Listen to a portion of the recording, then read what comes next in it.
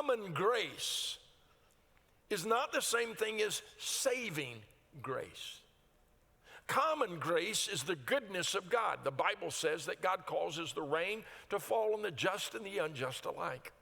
He causes the sun to shine on the just and the unjust alike. God blesses every person irregardless of the fact that they are His or not. You can reject God and you still live in the goodness of God's common grace. Why is God gracious and kind to people that reject Him and turn their back on Him? Because it is in the kindness of God that He brings us to Himself. It is in that common grace that we are brought to recognize that there is a saving grace that I need, that God is a good God and a loving God and a gracious God, and I am a sinner separated from God, and I need Him, and I come to Him.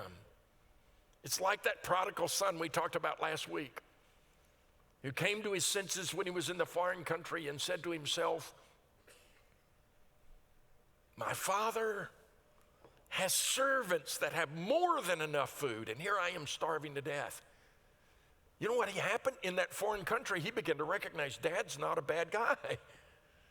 I'd made him out to be a bad guy, but when I stopped to think about it, he's actually a good man, and he has a good heart, and he's good to others, and it was the goodness of the Father that brought the Son back. The Son came back because he knew that the Father was good and that the Father might receive him as a servant. And we know the story of how the Father received him not as a servant but as a son. The judgment of God is inescapable. It's indisputable, and it's inescapable. You will be judged. You're going to face the wrath of God. No way around it. Paul said, we don't like hearing that. We like to pretend that's not true. But understanding that makes all the difference in the world.